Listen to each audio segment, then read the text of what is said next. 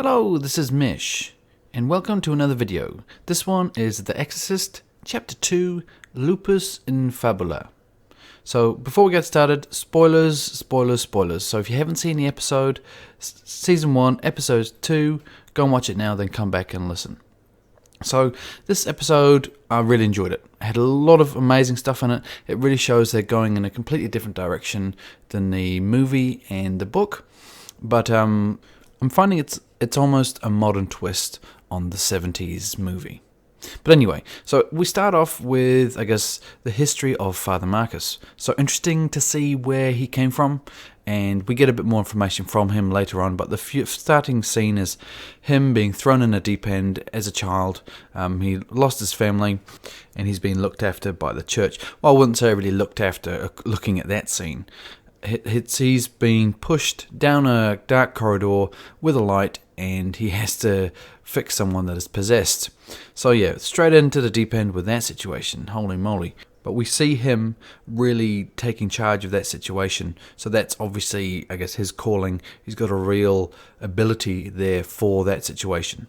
So that's his calling, I guess you could say.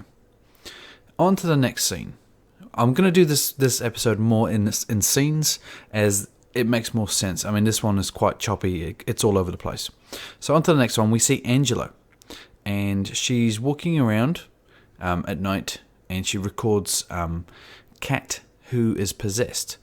But first thing I want to say, why is someone walking around in the dark, playing on an iPad, and they already know, they're already admitting that their two children are possessed by demons? So just picture that. You have two possessed people in your house, and you want to walk around at night in the dark with your face glued to a tablet. Anyway, that's thought it was very comical. But yeah, so she finds Kat, who's sitting in the dark, and she's possessed, and she records it, which is good because that gives Father Thomas some evidence there. And then we see Father Thomas talking to, I guess, the bishop or the church, trying to say, look, I have this proof, we need to get an exorcism happening. And of course, we're going to be jumping through hoops with the church, because if it immediately happened, then it wouldn't be a story. But yeah, so he said, you need to take this girl to a doctor and get her psychologically tested. Then we skip to Angela's meeting. Now, initially I thought this was just to give you a bit of story for Angela and, I guess, her job and the situation about her. But whilst it does that, the main part of this scene is to let you know that the Pope, His Holiness, is going to be staying in her hotel. So she must manage a conference center or a hotel, and that's where he's staying, which is an important point later on. So the next scene would be, I guess, we learn that Henry, her partner, her husband, I initially said the last episode that he probably had Alzheimer's, but we find it's actually a head injury. But anyway, we jump on to the next few scenes. So we see Casey, that's the daughter we know who's possessed, so she was in the attic. So she is playing sports, her sister's watching, and we see a weird person. We don't know his name, but I've looked it up, and I guess he's being called the salesman. So he appears in the crowd, and for some reason, I guess Casey sees him and waves. So she already has an affinity to him, and she's getting wasted in the lacrosse game or whatever it is, and all of a sudden she seems to lose control, and she manages to break a leg of the person that's really, I guess, destroying her in that sporting match. It seems that it's the salesman that's controlling her at that point. Anyway, on to the next few scenes, but just remember the salesman being in control of her, because I think that's going to be an important point going forward, as that's probably the figure that, I guess, the visual representation of her demon. Okay, anyway, on to the next scene, which is back at Father Thomas's church. So we have, they're doing a free meal for homeless people, and we see, I guess, a few scenes here. We see Angela taking some holy water, and we also see Casey and Kat feeding, dishing out the food. And one of the homeless people approach Casey and say, you're lucky to be chosen. And he's involved. He is. I think he might have been the person we kind of saw on the first episode as well. And he was in a background shot, kind of moving closer towards Father Thomas, but then he just disappeared. So we never knew what was going on with that. So he himself, he almost feels possessed in a way, the way he's acting. But yeah, he approaches her saying, "You're lucky to be chosen." Then Father Marcus manages to kind of usher him out, and he mentions something to Father Marcus, which is, I think it's what the Father Marcus's first exorcism that demon said to him. So he's already, there's some familiarity with the situation and what Father Marcus has already done. So Father Marcus, because of that, he investigated the homeless man. So he was kind of watching him from around the corner, real dodgy looking, and a point here that a van turns up. Now this is Tattersall Landscaping. I saw this van in the first episode, but I didn't want to say anything because I couldn't pinpoint what it was related to. But anyway, it's back. And the homeless man jumps in and he takes off. So the Father Marcus goes to investigate his tent or his setup, and a lady jumps out from her tent and she is possessed. So we've already got so many possessed people here. And, the conversation between those two is also intriguing, where she was almost saying, "We know you, but you don't know us." And we know, I guess... there was many suggestions there that he has lost his power because he's trying to, make the demon do something, and there's no response, and the demon's almost mocking him. Whether that's just the first few steps of the exorcism, I mean, it may be, but yeah, the Father Marcus seemed to have no power whatsoever, and then the homeless lady just walked away.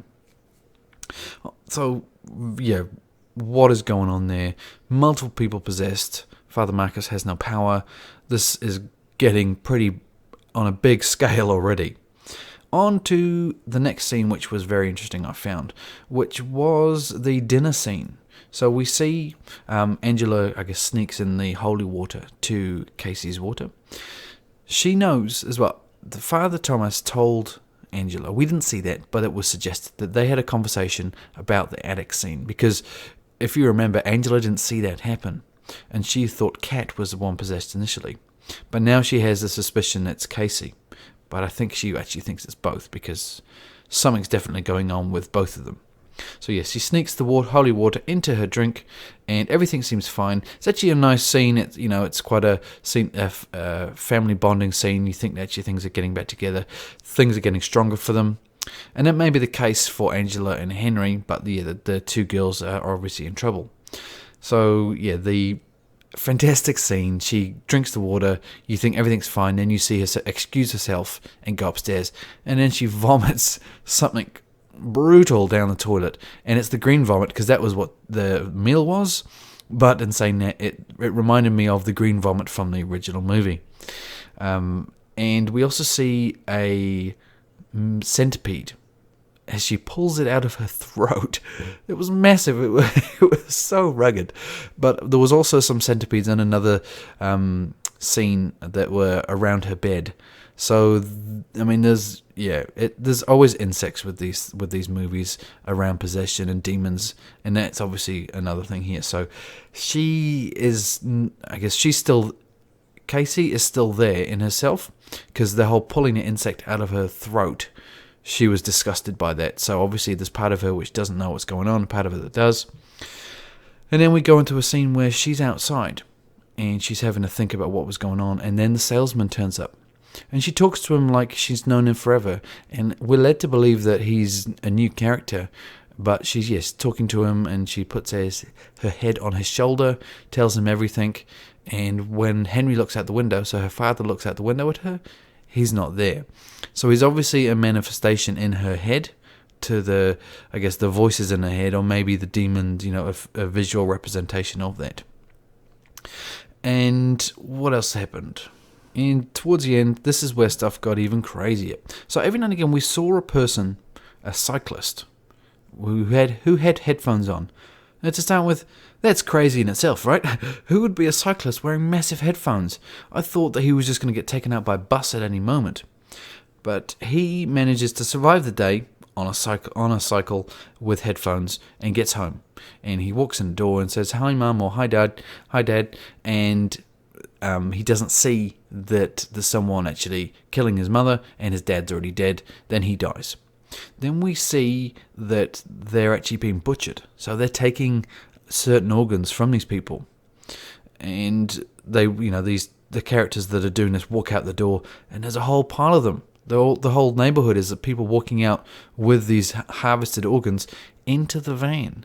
So the Tattersall landscaping van that picked up the homeless man went to this neighborhood, dropped everyone off. So they must have picked up a few people, and they've all been told to harvest certain organs or something, or get the organs back in the van, and off they go. So what is going on with that? It's crazy. I'm thinking it's could be a organ harvesting set up, some gang related thing. That was what the media said at the end. They're saying it's a gang related thing. And it could be something where they're kind of maybe it's a side story that there's some gang related thing which is harvesting organs. But for me, it's still the demonic thing because the people involved are possessed.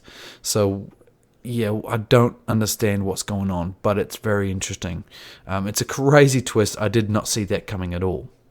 And I guess probably the last thing that we see, a few other things I want to mention, was the two fathers, Father Marcus, Father Thomas. They have a scene where he's pretty much saying, "Get out! I've seen the photos of all the exorcisms you've done. It's bordering on torture. Get out of my house." And then he kind of says, tells them the full detail about some stuff. Then they start talking, and I guess they accept that they both have their flaws and they've both got issues, but they join forces anyway. We got Father Thomas with that lady who he likes, and she's married, and obviously he can't do anything with his position, so that's going to be crazy. And also, Father Marcus's history and his failures, I guess. So it's good to see them coming together. So they'll join forces and go forward, but there's going to be a lot of ways that the demons can pick holes in them because of those issues. But that's going to add a whole interesting component there. And the final scene was, the news saying there's been this gang attack and these people have been killed, stabbed to death. And then we kind of get a cutaway scene of Father Marcus looking at a sign of, the Pope is coming. So once again, it's kind of all tied around the situation of Angela. That's where the Pope's going to stay. Angela's family seems to be heavily possessed, and you've got all these possessions going on, and there's organ harvesting. I can't tie it all together yet. The only thing I can tie together is that possibly Angela's family's been targeted because of her and her power in that hotel. So maybe, her kids will be able to get access to the Pope when he stays at her hotel. That's the only thing I can think of at the moment. But yeah, the organ harvesting, it's crazy. Where that's going to tie in, I don't know. Amazing episode though. I mean, it really took me by surprise, that whole situation, that whole twist around the organ harvesting and how that's going to tie into the story. Very interesting. I really like it. As I said at the start, I get the feeling, this is a real modern twist on the Exorcist movie. And I know a lot of people will not like that, but for me, I don't want the Exorcist movie to be remade in a TV series like this. I want them to use the same component. And I mean, there's a lot of Easter eggs in this TV show for the old movie. And it's nice to see when they do that. There's a few in this episode as well, but there was more in the first one. But it's more, I want them to do something like this because this is completely out of left field. I didn't see this coming at all. So we've got the two girls possessed, so Kat and Casey. What's going to go on with that? I mean, I think we can definitely say that Casey's definitely possessed. Kat, possibly not. She has things going on. I mean, there was that time when she was talking in that deep voice and she was possessed by something, but maybe it's not permanent. But yeah, there's other people around the area. The homeless people how does that tie in with the organ harvesting, and how is it tying with the Pope arriving? It obviously does somehow. Leave me your thoughts below, but for me, it was a great episode. I really didn't expect that to happen. Watching it again, great acting across the board, I think.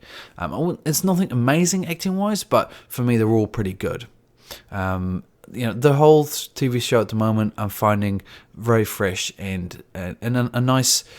It's a lot of drama in there at the moment, but it's just building. You're going to have to build it to last out for multiple episodes like this. You can't just go gung-ho into the exorcism. You're going to have to build it. You have to build the characters, and they're really doing that quite nicely. So for me, that was a good episode. It didn't have the tension of the attic scene, but there was definitely tense times and scary times, but it was never as scary as that first episode. But for me, like that character building, which is necessary, and very interesting stuff going on across the board.